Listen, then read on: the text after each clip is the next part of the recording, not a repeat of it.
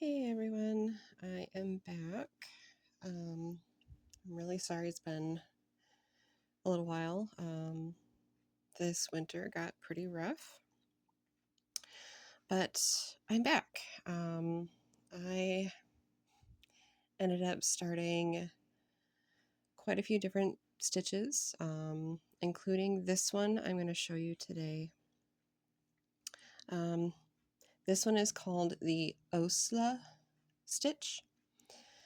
And this one is pretty unique.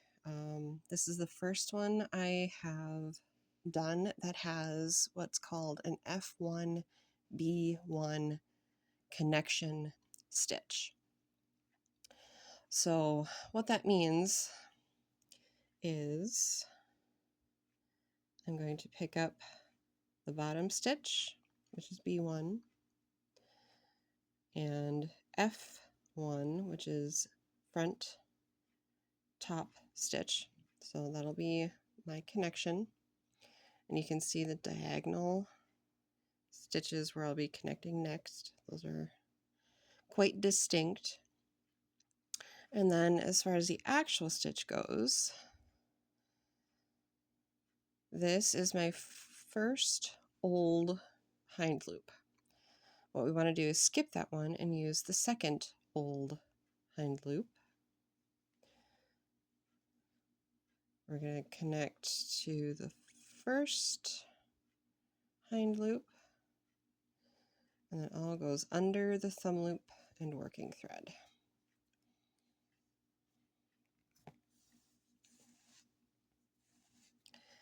So as you can see, it's kind of complicated. This is probably one of the most complicated stitches I have ever done to date, but I really like it. It creates this amazing mesh of fabric. It's super thick. I mean, just absolutely incredible. The inside looks just beautiful, nice and solid. And if this makes hats or gloves, this will be really nice and warm. I just absolutely am in love with the pattern this creates. So again, we're going to pick up the bottom stitch and the top stitch, skip the bottom hind loop, the old hind loop, and take the next old hind loop. Take the hind loop off the thumb, put it through and under the thumb loop and working thread.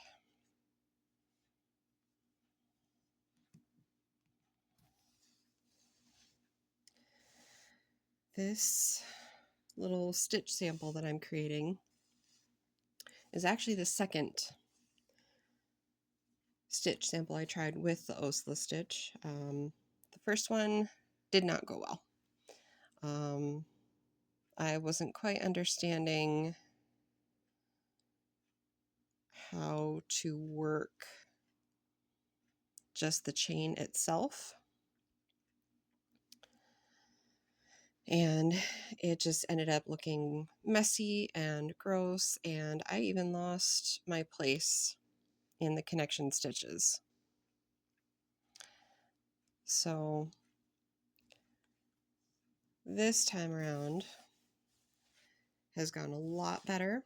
It has shown me another beautiful stitch. There are other videos out there on this stitch, but I didn't quite understand what they were doing because they were showing all kinds of different needle positions with no explanation of what was actually going on. So hopefully this will help a little bit too. And of course, left-handed. these two. Then we pick up the hind loop, take it off my thumb, through and under. I ended up buying a pattern online as well to actually help me understand the increases and decreases. So for a normal connection stitch, if you want to decrease the size, you would pick up 2 just on the top. And that's for an F1 connection stitch. With this one, because it includes a bottom stitch, I have learned that if you want to decrease, you're not going to use this bottom stitch. You're going to use the next one. And then you're going to grab 2 of the top connection stitches. So this way, you will be decreasing your size.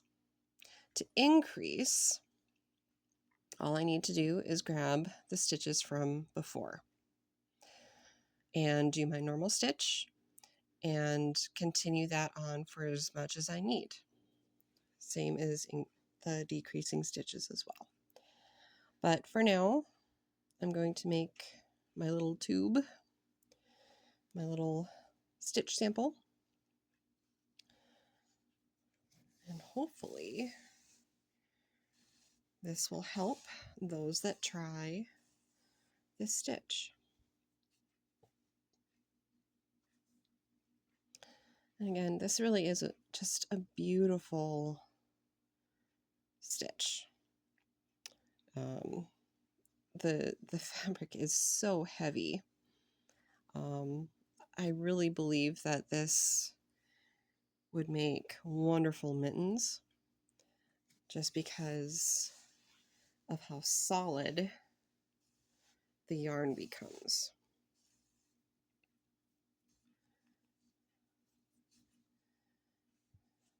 So if you want to see, there is some stretch to it.